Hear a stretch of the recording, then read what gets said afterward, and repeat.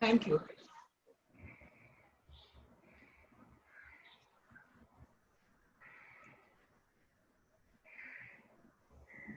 Yes, Ashwini, do start.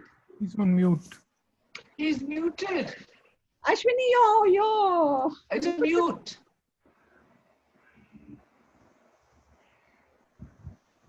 May I propose, may I propose something? I've been, hearing about, and because of pandemic, we can't meet physically, but sure, I look forward to Ranjit, and his Atlas, Atlas of Lost Beliefs. And also my friend, dear friend, Hemant, he has come out with his new collection, and Mustansir, So if this order is appropriate, then I would propose that. What And then are we you come in. proposing? Ranjit, read first. First, and Hemant and Mustansir, and then because it looks nice, because in the pandemic they have really come out so strong. With me. Ranjit, by popular demand, you read first.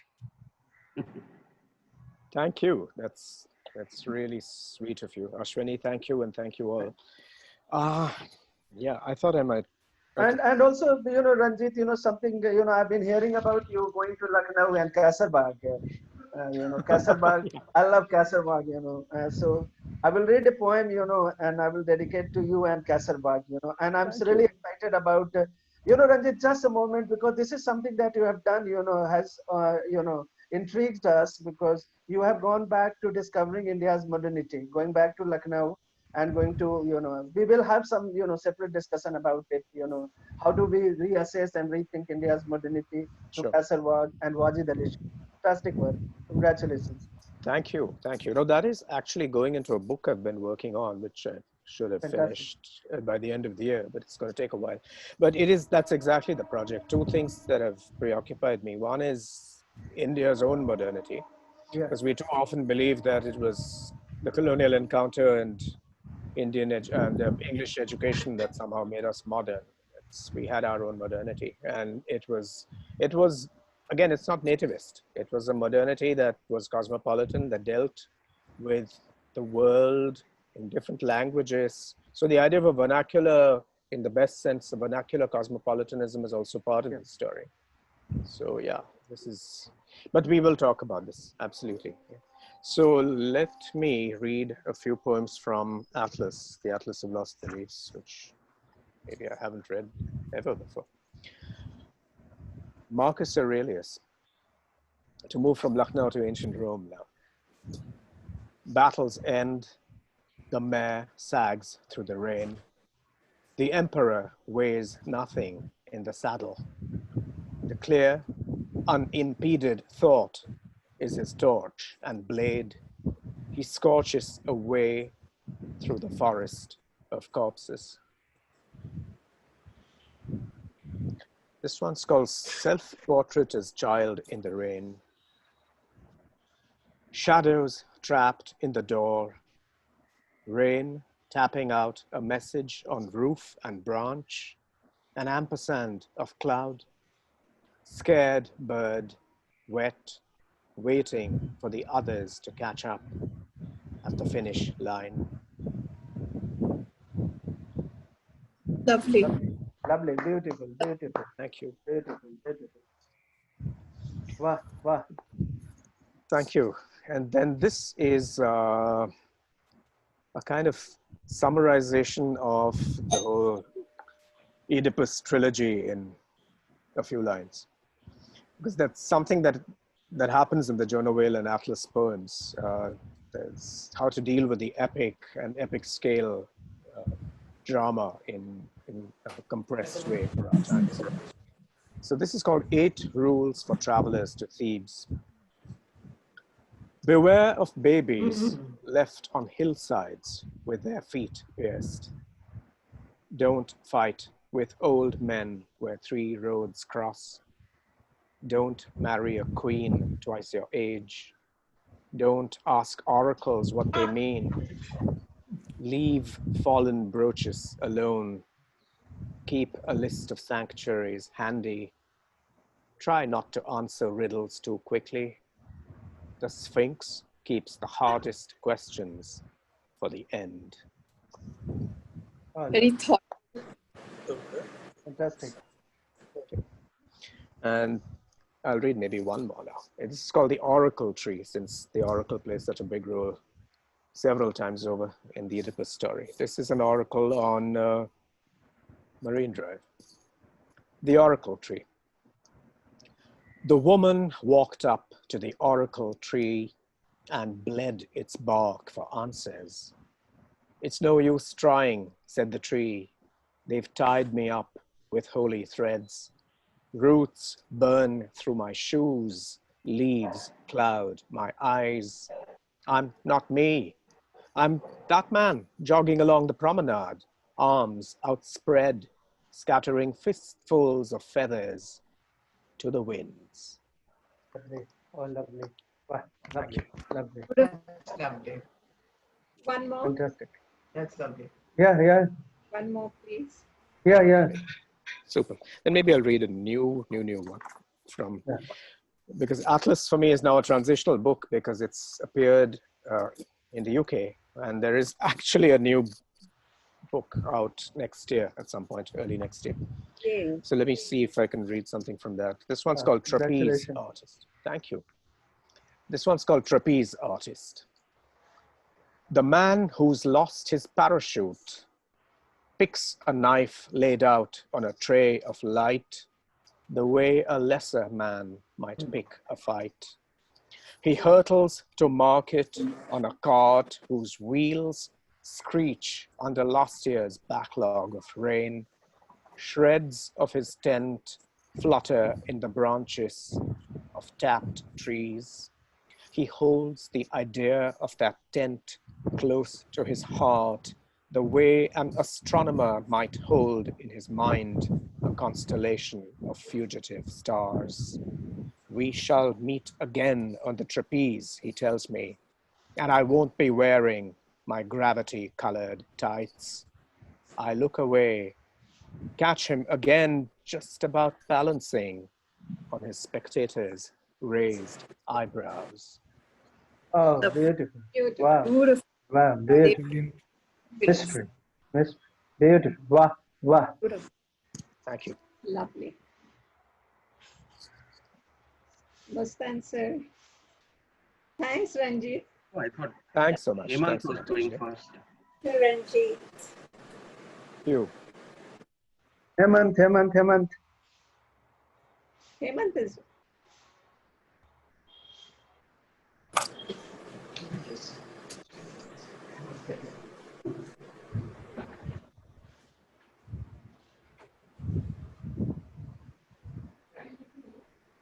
So, what should I do? Paranoia. My paranoia, Paranoia from se. paranoia, I will read a simpler poem actually. हाँ. Uh, अच्छा, माझा मराठी शोध नाही आहे. So I will try to understand, at least माझा मराठी, शोध नाही आहे. yes, चालेल. Poem in Marathi. That's all. You can listen. Yeah. Man-eater mob.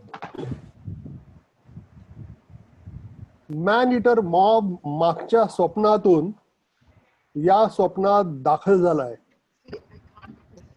Man-eater mob मागच्या स्वप्नातून या स्वप्नात दाखल झालाय.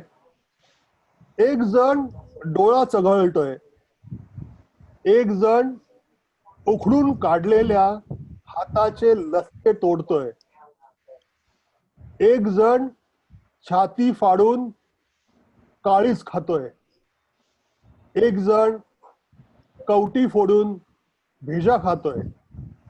अत्यानंद पसरलाय त्यांच्या चेहऱ्यावर. कित्येक दिवसांची भूक संपल्याचा आनंद. तृप्ततेच्या शेवटच्या सर्गाची प्रार्थना वाहते डोळ्यातून. मॅन इटर मॉबला संपून टाकायचाय मध्यम वर्ग. त्यांना वाटतंय जे काही घडलंय गेल्या अनेक वर्षात ते पाप आहे मध्यम वर्गाचं. त्यांनी ताबा घेतलाय अनेक लोकल ट्रेन्सचा.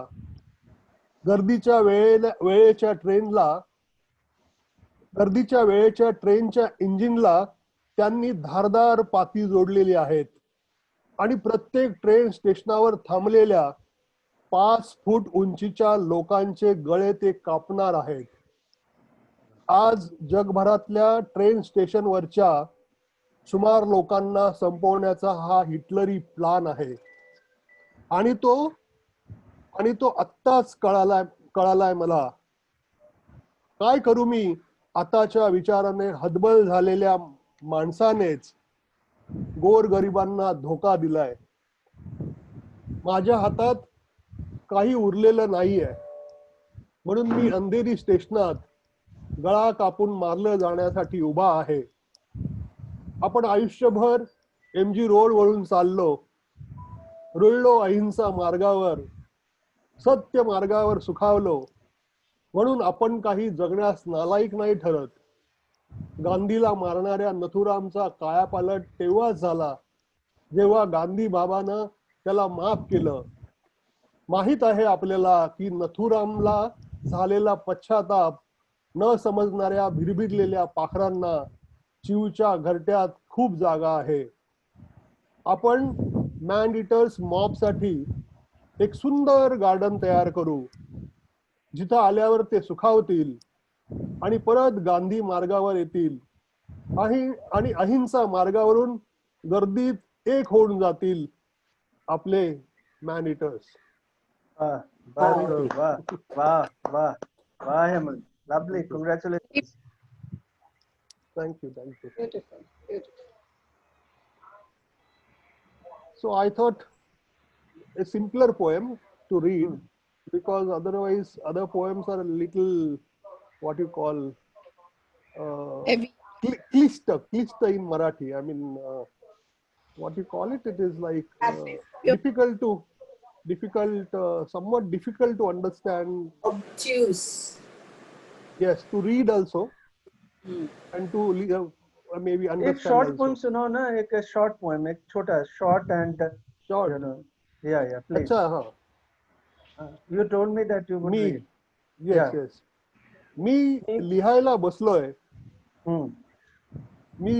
बसलोय आणि घरातले लोक दहशतीत वावरत आहेत. Hemant, Difficult. this is a hard poem or simple poem? What's the meaning of Babarta hai? I mean, Hemant, explain. I've started Walking around. writing and everyone is in a state of terror in the house. yes. Lovely. Just I'm starting to write and then everybody is terrorized.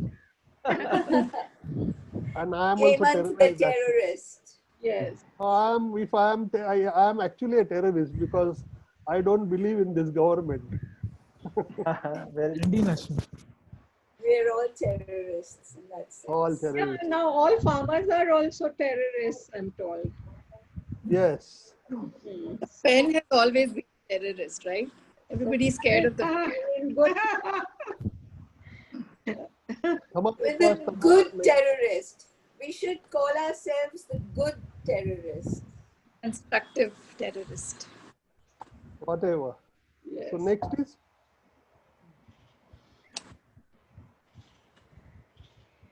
Is आता there कोण बोलणार आहे? somebody, कविता म्हणणार? Hemant is not reading more. Hemant, हो, झाली ना माझी कविता. आल्या वाचून? अरे वाचा आणखीन. नाही You can take नको all my आता. time. बरं, माझा आज घसा बरोबर नाहीये. अरे चल म्हणून रे. मी जरा म्हणून थांबलो. बरं, परत येऊ तुला. थँक्यू. हा. Yes. Thanks, Hemant. Musti, you'll... Nantar Dion. Neon has gone blank, so we'll go to Mustan Sir now. Just give me a second. Has, Musti, you'll read us? Yeah, one second. Misty Musti. I'll read a translation of Hemant's poem from Paranoia. Okay. Okay.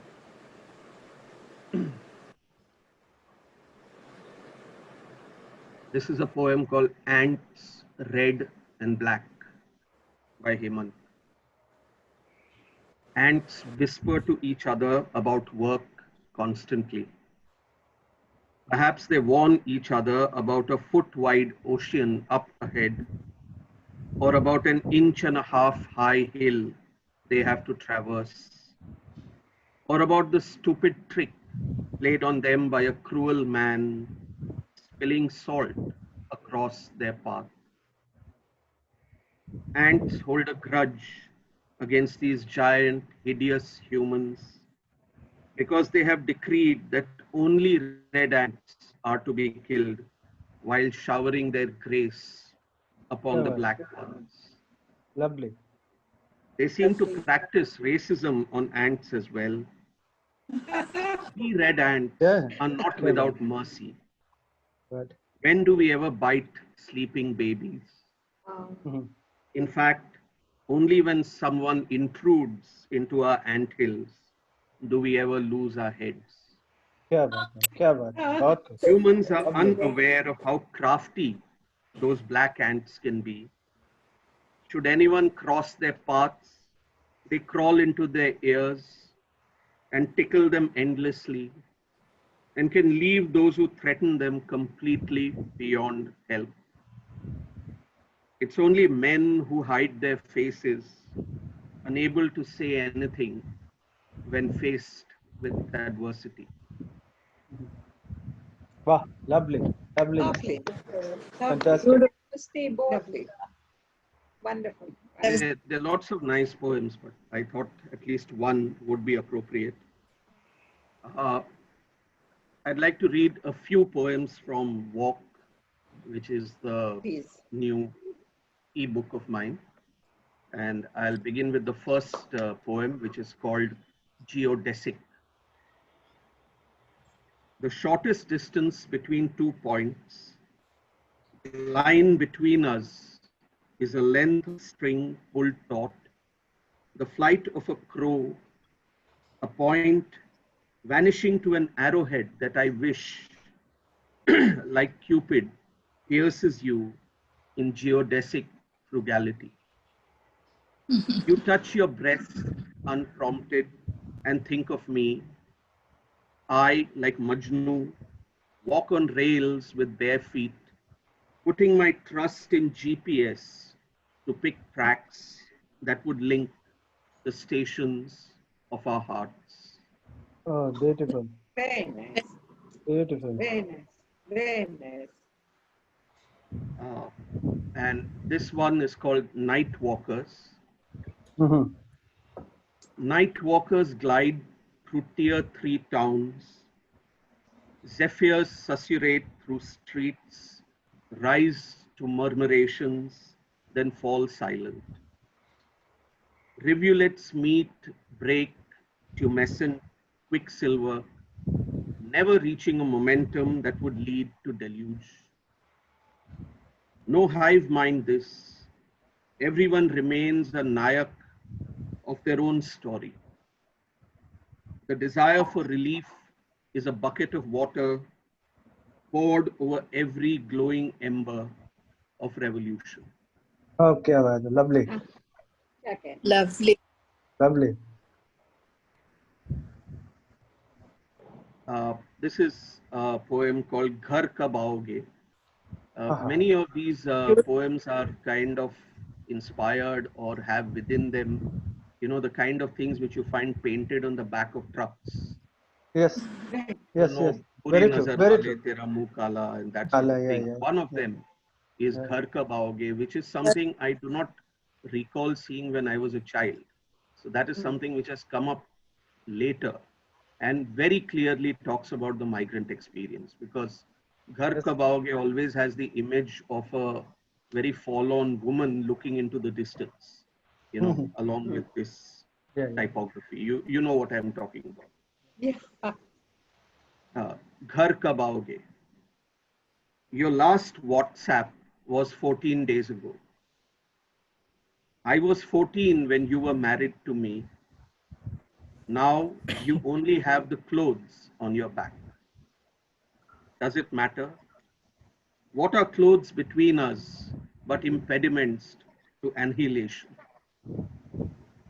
I wait by the door with a bottle of salve for your blistered feet. Have a care. All roads to home are barred and guarded. Come by way of the roofs, dear, as you did when I was 13. वाह Lovely. Oh, वाह lovely. Lovely. घर का बावड़े lovely. Maybe two more, which are kind of related to each other. One is called WhatsApp, which is essentially a series of WhatsApp messages. And the other is about the same thing from a slightly different perspective. WhatsApp, May 2nd, 10:13 p.m. Leave highway, enter town, see Jai Mata Di garage, ignore. Go past Mandi, empty. Yeah. Use nose to find Jai Shri Ram tea house. Abul Mateen runs things. Talk nicely, and he'll even give you a naan khatai to dip in his adrak chai.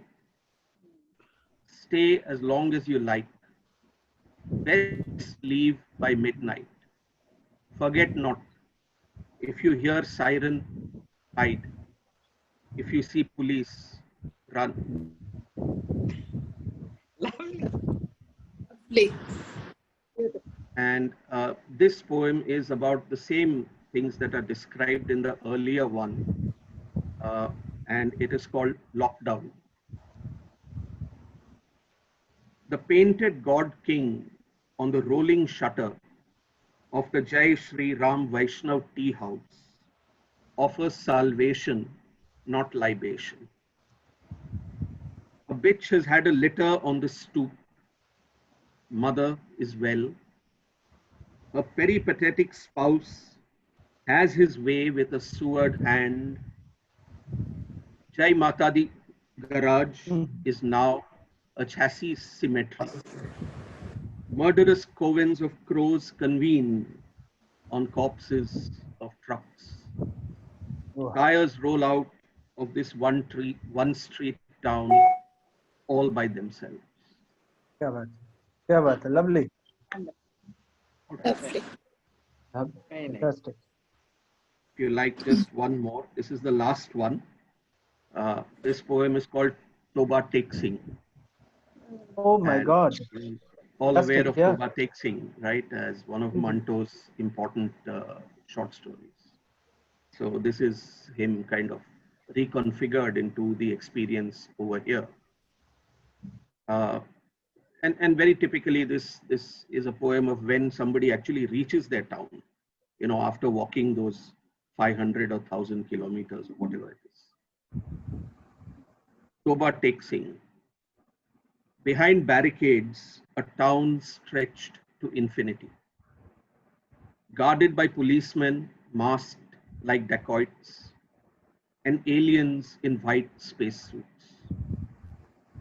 They wave him away, gesticulate U-turns.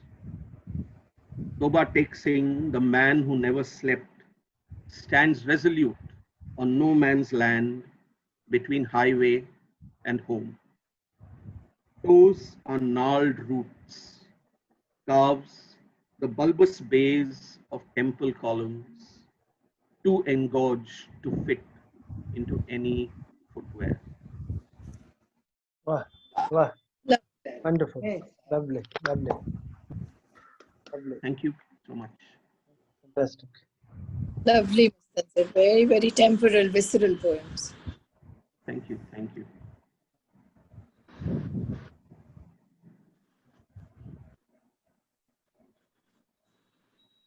Anjali, you're on mute. Anjali, you're on mute. Mute. Okay. No, really, saying thanks, Muste. That was so touching, and it's happened just now, and hearing it in your words is just brings it more before eyes. Something that we've been asked to forget, and on which no data is available. It's beyond tragic. I don't know if there's such a thing, but thanks. Come to Thank you. Dion. Dion will read next. Dion, yes. Thanks, Anjali. So I'll read one poem each from the two sequences that I mentioned. The first one is dedicated to the memory of my mother. So this poem's called Hitchcock's Mothers. Am I clearly audible? Yes. Just a little Okay, louder. great. Okay, great. This one's called Hitchcock's Mothers, and it weaves in references to some Hitchcock films and characters from those films. Hitchcock's Mothers. I won't see you grow old, grey, wrinkled beyond recognition. The way I won't understand Hitchcock's mother obsession. For instance, Cary Grant's mother, a lady who vanishes abruptly, like you did, one ordinary evening. And other mothers, plain or fetching, kind or quenching, surrogate, jealous, pervasive, anonymous, hauled up from the dead. How time enfeebles, yet also heals. I won't see it. You in a new, softening light. You escaped the script, even as it was dawning. I'm sorry, Mother, for my thoughtlessness, my impatience, my so often sharp words uncut, and the flow clean, shining.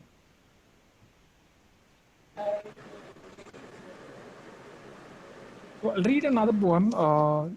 This one's called Bodhisattva. And like I said, it's inspired, this sequence of poems is inspired by songs by various artists. And this is a song by the American band Steely Dan. It's a fairly old song from 1973. And I guess it's basically about the Western flirtation with Buddhism and Eastern mysticism. Bodhisattva. 1. Where shall we go? How? Everything at your fingertips, at mine. A cascade of cards, keys, notes, and we arrive. Back where we began, leaving behind mercurial suns, suckled tiger cubs, heaving scales, and spat fire. What shall we speak of? The turgid inelasticities of time and space, the overpopulation of memory, of EBITDA and EODB, smart ALEC appliances and IoT, EMIs and FSI, how we are always homeless in the world, unheimlich. 2. Yeah. He sips smallly from the toxic cocktail. No nirvana for nothing, he collapses, bounces back on his feet from battles with at times, admittedly, imaginary beasts and demons. And the boggling economy of that piano riff, how it tosses and turns him inside out. Rinse, rinse, rinse, spin dry, rinse, repeat.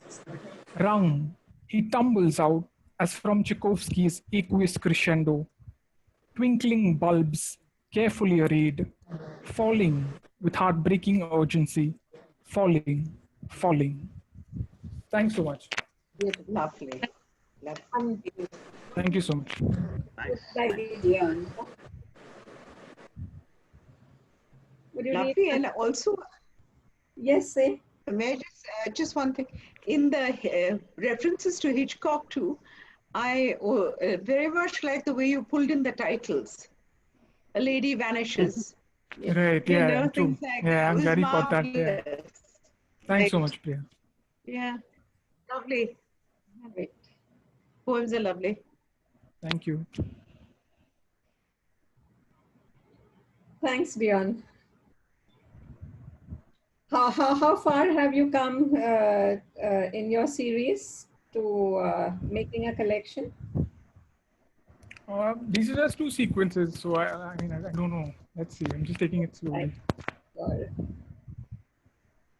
Vinita Yes. will read us something, please. Maybe I'll read 2 poems. Yes. One of them is on climate change, but it's not in the anthology. I'll read that. So there's a poem by Dante Di Stefano, an American poet, who's written this poem on children who come from, spaces of abuse. I was inspired by the format in which he wrote that poem. So this is for the earth that's losing itself after Dante Di Stefano. Write about shrinking spaces. Write about the color green. Write a line of chopped trees. Write a symphony of broken rings. Write yourself an optimist. Write about grandma's earth, wells in whose waters you could meet your eyes, feathered hand pumps that sprung fountains, the jugalbandi of rains and tumescent ponds. Write about making, write yourself nostalgic. Write about now, the unstitched bellies of lakes, white once the last skin of water disappears. Summer crisscrossing powdery soil, imitating the open lips of death on an old mother's face. Write yourself vetoed. Write about Madhav, who marries thrice, each bride a water bride, fetching more water. Write about women who welcome co-wives, who put lumbago before self-esteem. Write about the dictates of water. Write yourself polygamous. Write about Kalidasa's Meghdut, whether we'll ever know a messenger like that again. Dark, dense, moist, generous, giving, godlike. Write about lynching reservoirs dry. Write yourself parched. Write yourself dehydrated. So that was one. So this actually, thank you. So there was actually a case in Maharashtra where a man had to marry thrice because the act of fetching water was too much for one wife to accomplish. Married thrice for that. The other poem is, like I was mentioning, I wrote a little bit on the migrant experience. So this one's titled Migrant, full stop, Migrant Exodus. Their slippers are held together by safety pins. They walked 700 miles. Imagine the heat on the open highways, tar melting, children perched on shoulders like totems, dry winds trapping their belongings in protest. Merciless march, a sudden ebb of destiny, this lockdown. Livelihoods gone, hands that labored from dawn to dusk dangling empty, feet fleeing to some place called home. What is home? A place that doesn't extract rent, a haven free from the grind of wages, the neem tree that encircles a community, a mirage envisioned in blurry, sunken eyes. This is not an exodus. It's a withdrawal from impoverishment, reflects against singeing. This walk of wanting to live. This is how a body tests itself. This is how it dies. The tamarind trees lining the roads flutter their leaves feverishly. The bodies of migrants lie limp against their broad trunks, like a soft plantain bent double, the blows of a swinging axe.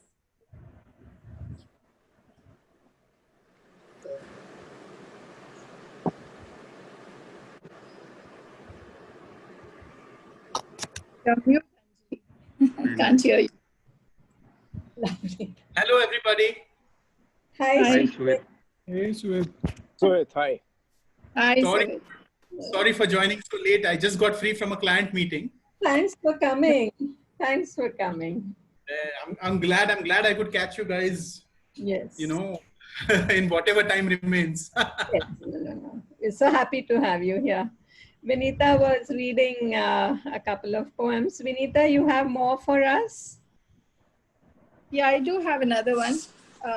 This is also on the migrant experience. There was this young girl by the name of Geeta Madkami. And she died at the age of 11 in the process of moving from Hyderabad to, I think, Chhattisgarh. She was very And close. She was very close to home when she died. exactly. I remember. And she, and her Aadhaar card made the rounds on Instagram. That was all that was left, actually, of her, figuratively speaking. So this one's titled Geeta Madkami. That was her name. She was 12 when she died. She didn't die of COVID, nor of any virus, nor any disease. She'd walked from Telangana to Chhattisgarh, almost 745 miles, with barely enough food and water, with a harsh April sun company. Her small, naked feet that once flew from one chili field to another as she worked, separating the stem from the chilies, laying them out to dry, couldn't fly, walk, crawl. Ironically, her name meant life, but now stands for the injustice of death and for the many tentacles this pandemic has. Joblessness and hunger forced her homewards, she who was not even old enough to work. I've saved her photo on my phone. It takes a lot to look at her, though. She died of exhaustion. Oh, Lovely. very. Yeah, it's so It's moving. impacted so many people. COVID, everyone's writing about it. Yeah, that's true. It's a kind of, I feel guilty to vent with poems when so many others are suffering. I don't know about that. It's just what you can, the way you can react to it, I guess, through writing.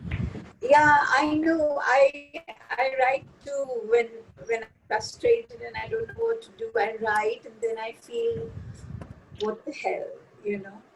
So we all go through these agonies. It's been a very grand kind of a picture, basically, and the more one writes about it, the more disturbing it. Yeah, exactly. Anjali, we can't hear you.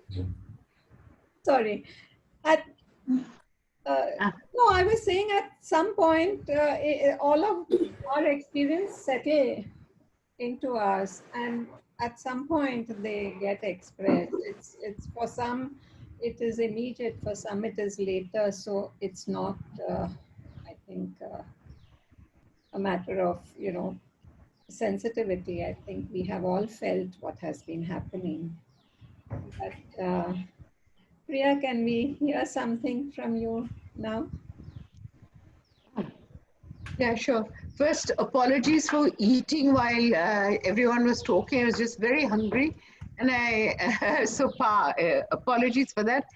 And I was fading in and out of the conversation. It didn't mean I wasn't listening, just bad net connectivity. So, Anjali, maybe I could read two pieces from the book of photographs. Yes, why not? 4 minutes, 5 minutes? Absolutely. Yes. Because, yeah? Yes, absolutely. Please. Okay. Thank you. The book of photographs. Each act of recollection is simultaneously one of leave-taking. 1. The newborn in the photograph is me, cradled in my father's arms, who looks dashing in a white merchant navy uniform, complete with epaulets, his hair wavy, parted to the left. He had a full head of hair that I wouldn't have known about were it not for this image. Holding his child, he looks awestruck and more vulnerable than me, swaddled in a lacy shawl. His face is open, emitting a gray joy that infuses the faintly grainy paper. Appa is perched on the thick wooden armrest of a 50s sofa on which my mother is sitting, her legs crossed towards me, her slim, pale arm resting on her knee, her right hand cupping her cheek. Her gaze is directed at me, while a half smile plays on her face. It's a look of composure as she contemplates her gift, created in her body for her husband. Ma's ivory complexion looks translucent as the pride of recent motherhood seeps from membrane and pore. She told me her sari was Georgette, shading from mauve to purple, edged by a vine of filigree zari flowers. Look hard, and you will see a golden skein wrapping her. The rest of the room is in shallow focus, but for the vague shape of a sideboard with a radio on it. Who took this posed photograph that reveals more than it should? Wow. My mother was 22, my father 23. I was an unplanned baby. This image signals the beginning of family. 9:6 negative, Afghan stock, horizontal print. Yeah. And one more. Yeah. How do you remember so much? Yeah, very true. It was, How long ago? I think it's, I think it's longing. Yeah. It's longing because, you know, I was looking at these, and when you long so much, I think you are able to recall much more the details. And You know? I Priya, might have got and Ma's Priya, sari wrong. this is also beginning of family is like you know, is a beginning of sociology. That's what we teach. You know?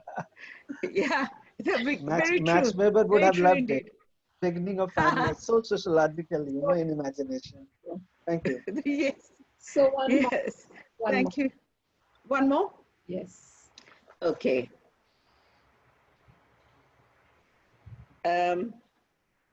Just one second, please. I'm sorry.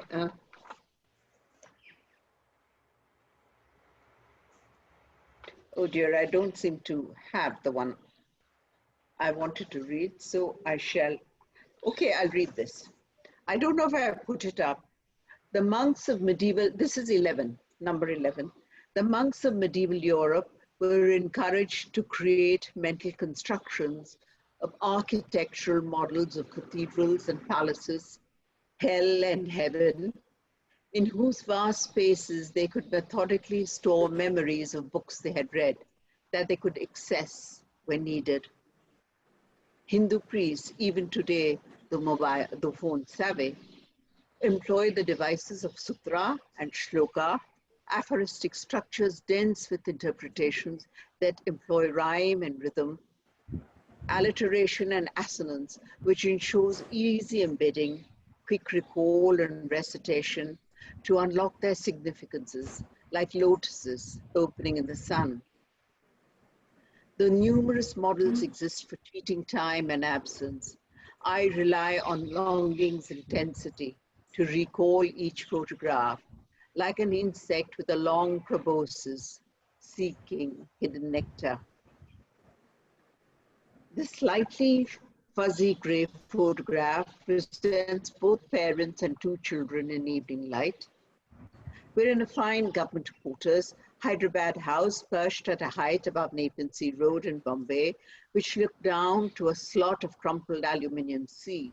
When my father was a nautical surveyor, and Amma worked in the art department of the Times of India as a research librarian. Dyes steep through time, the wall, sky, blue distemper against which we stand, Appa, in his favorite navy and beige striped shirt, focusing hard to hide his squint. Amma, flamboyant in vermilion sari bordered by lilac spiked temples, each serrated triangle, a dramatic 7 inches high. I'm pre-adolescent and plump. my every lonely cell seething with confused rage as I stand in front of Appa in magenta stretch pants and a boat neck yellow top.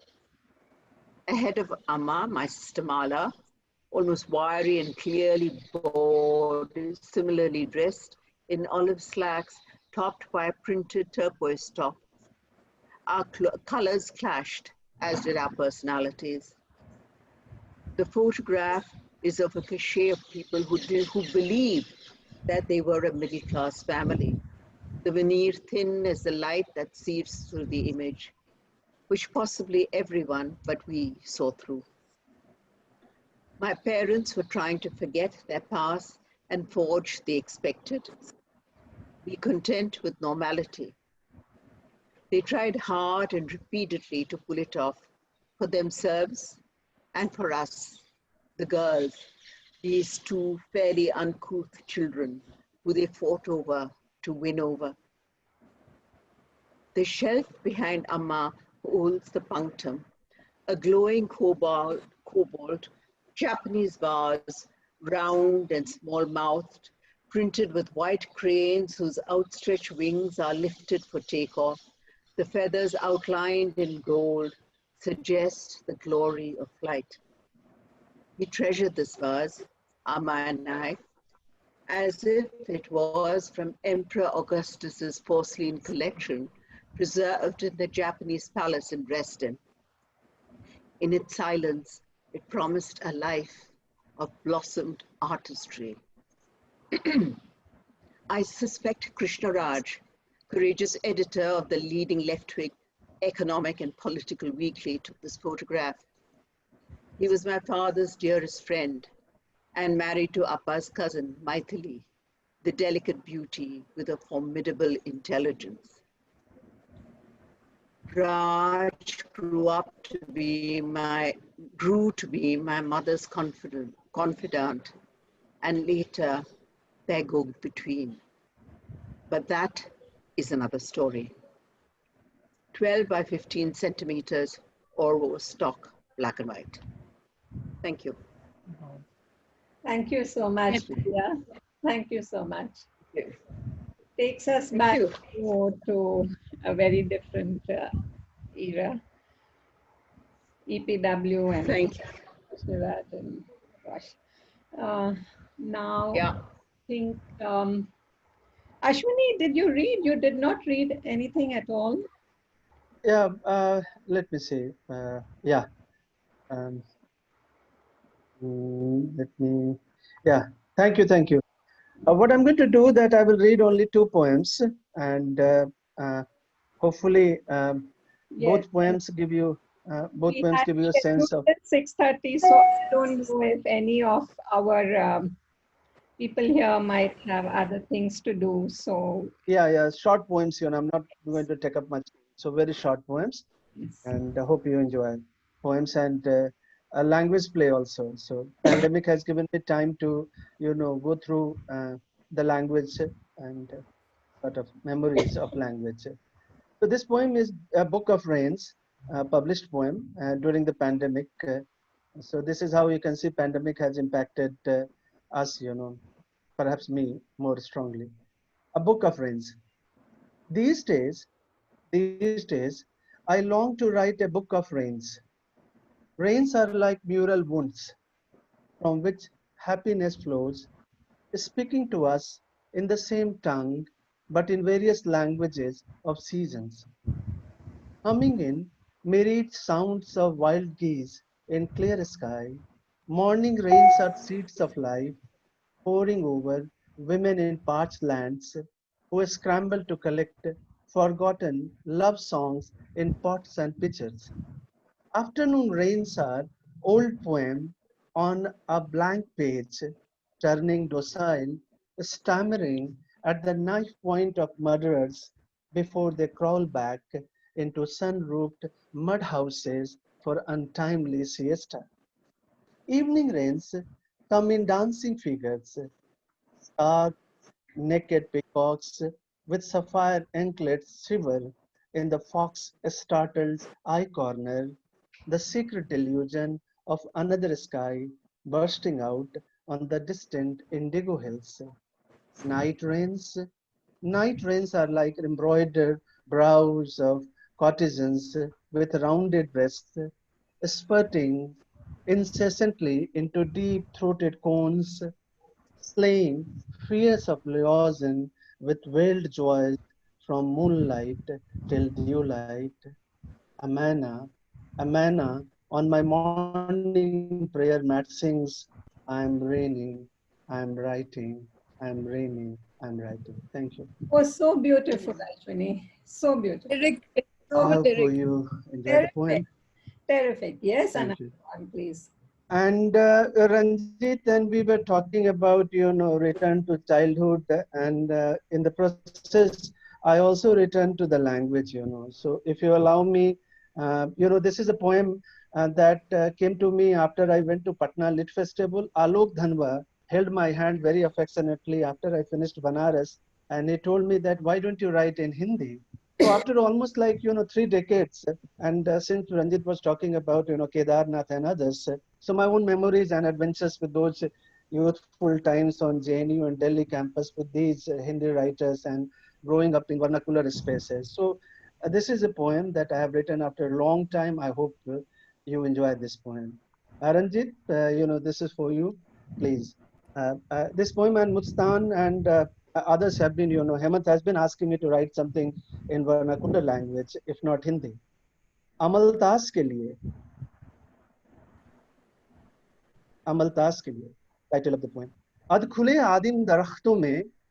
आदिम दरख्तों में लिपटती स्मृतियां पहाड़ी बांस जंगल की आंच में सुलगती रही तुम्हारे महुए सी महकती अलसाई आंखों में नरम गरम बर्फ ठंडे लोहे से पिघलती रही देर रात देर रात मुझे तुम याद आते रहे गुजरे जमाने के मजहब की तरह खूंटियों पे टंगे ऊँघते बादलों में खूंटियों पे टंगे ऊँघते बादलों में उलझी सुलझी अनमनी चांदनी सो रही दबे पांव चुपचाप नींद से उठकर दबे पांव चुपचाप नींद से उठकर हवाएं सुर्ख तक मचलती रही देर रात मुझे तुम याद आते रहे पहाड़ी बारिश में भीगते रेगिस्तान की तरह कठपुतलियों के देह में रोशनियों के शहर सुबह आजादी की तरह खिल गए मुस्तान के लिए कठपुतलियों के देह में रोशनियों के शहर सुबह आजादी की तरह खिल गए बरसों बाद तुम्हारे सिंदूरी होठों पे सांवले समुंदर दे डूबने लगे देर रात मुझे तुम याद आते रहे मेहनत में पकी बाजरे की पहली फसल की तरह बंद अलमारी के शीशों से झांकती अमलतास बंद अलमारी के शीशों से झांकती अमलतास हाथ पकड़ सीढ़ियों पर गुनगुनाती उम्र के कुछ और साल देर रात मुझे तुम याद आते रहे बिना शब्द की कविता की तरह बिना शब्द की कविता की तरह थैंक यू वेरी मच वाह क्या बात है बहुत मस्त अब अंग्रेजी में लिखना छोड़ दो हिंदी बहुत अच्छा है आफ्टर एजेस बिल्कुल क्या पोएम है खतरनाक I knew Ashwini, I that knew was good. no Ranjit is working on new modernity so perhaps he would let me work in language where I would in return. several languages, of course. Thank you Ranjit thank you Thank you Ashwini, it's really lovely. Wonderful इस सुबह आजादी की तरह रंजित इस सुबह आजादी That's true. के लिए That's मैंने true. अभी तुम यंग लग रहे हो मुझे समझ गए Thank you. अंग्रेजी में लिखते हो तो बूढ़े लगते हो प्रोफेसर अंजलि प्लीज अरे मैं तो मस्ती करूंगा ही ना No, it was today. There is so much serendipity that Ashwini speaks of the rain, and it's raining outside. And we've been seeing the afternoon rain and the evening rain, and now it's almost night. So, thank you. It feels really lovely. Anjali, you should read your work too. No, okay, I'll read a very short poem by, not my work today, because that is what I wanted to read. I spoke about this book, and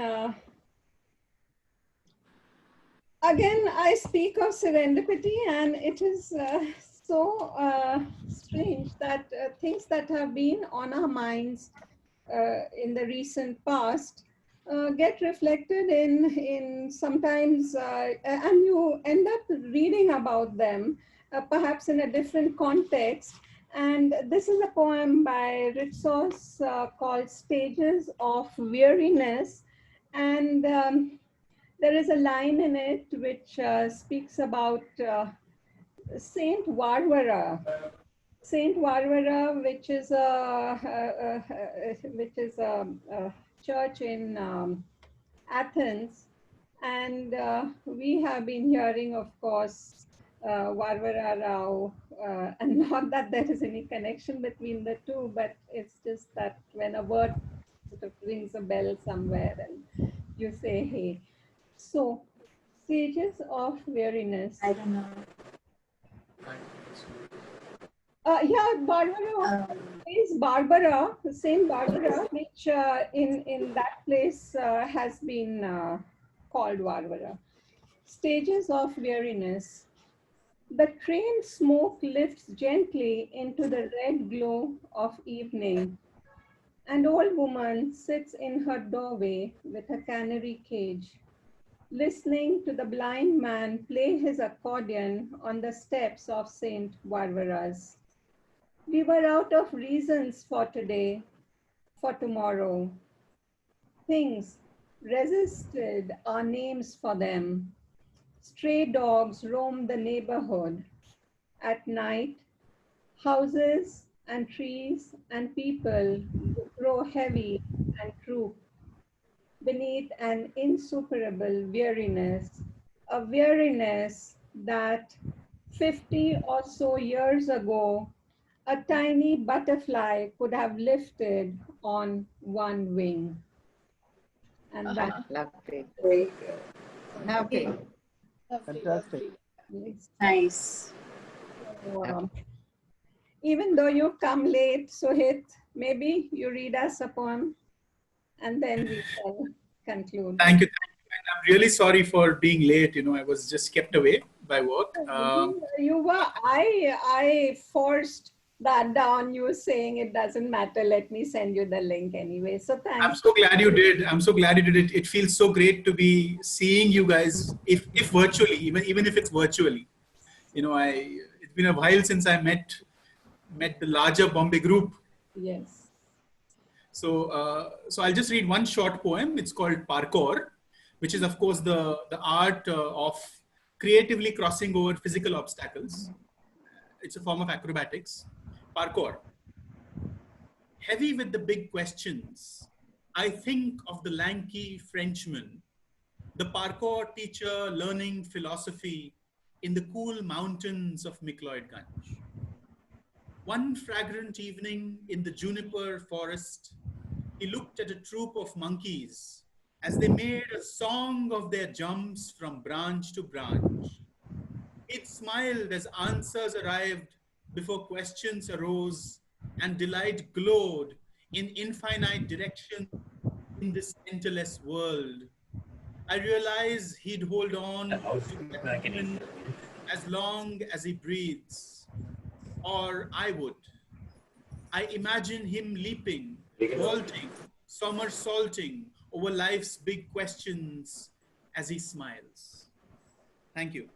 Lovely. Lovely. Beautiful. Thank you, Sohit. Very expensive. Yeah. So, as much as I hate to, but I believe we should conclude. Would anyone like to say anything more else? Reactions? Bina didn't read Bina any poem. didn't read. Yeah, please. I thought no one wanted to hear me. No, Bina, I was remembering You'd you. get away. No, please, Bina, please. No, please. What a finale! What a finale! What a finale, Bina. No, we can't Yeah. do without listening to you. Yeah. Do. And the No, portrait. I was, just responding to the other poets, and because so much resonated with me and what we've all been thinking about, and reading, whether it's COVID or it's the migrants, and I mean, it's all, my head is full of all that. So I'm now wondering whether I should read about the migrants or about COVID or about poems from my new book, which is going to be coming out soon. So I don't know, do we have time? Yes, The yes. haikus, high bones, We your have recent as much series. time as you want. New book, No, the haikus. New book. Whatever you like. Okay. Whatever you like. Okay. The new book, the new book is titled Song of a Rebel. Oh, beautiful. And the opening poem is Song of a Rebel. It's a very short poem, so I'll just read it quickly. Song of a Rebel. Here goes. A crack in the clouds and words fell. A crack in time and an empty shell of echoes that persistently tell life is not a hole of hell. If leaves fall, they grow as well. So seed hope and live to tell. Life can be bitter, but you can dwell with love and courage if you repel. Life can be better if you repel. Life can be better if you rebel. Beautiful. Yes, that's Beautiful. Bina for you. That's Bina for you. Great. That's exactly. One more. That's the opening poem. And I will read the last poem in the book, which is, I had written it for an artist friend of mine who lives in the Philippines. And I was witness to amazing works of hers. Just a minute, I'll find it.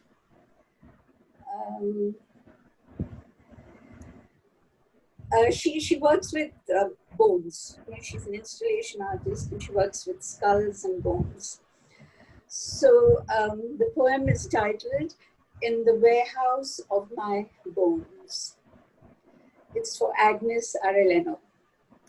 In the warehouse of my bones is the universe, planets, stars, constellations, swirling dervishes that live beneath and beyond the earthly skin. In the warehouse of my bones is a soul, seeking realms outside the bazaar of daily life, seeking hopeful chrysanthemums in barren fields. In the warehouse of my bones is a song, a mystic melody of blackest black and light, a symphony of the temporal and infinite. In the warehouse of my bones is a sage who knows life is a mercurial river that runs dry, who knows the wings of transience will always fly. Lovely. Beautiful. Beautiful. These are the two poems from my new book.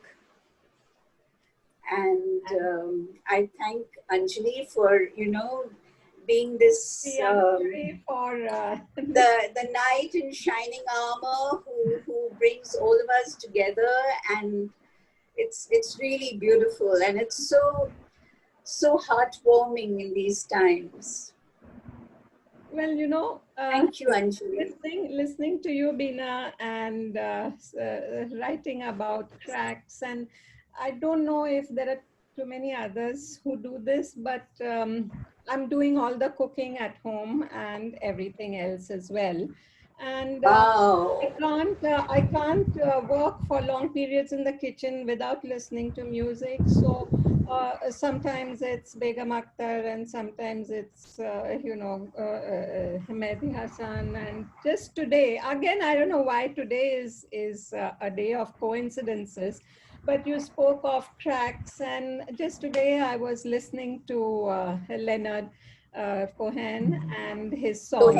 You know, there's Yeah, he's one of my favorites. there are cracks in all things because that Yes. is where the light comes in. Very good. Yeah. So Yes. is that the line, Dion, or what is the line? Yeah. Yeah. So It's through the cracks that the light comes in. yes. So Thank One you, of the pieces.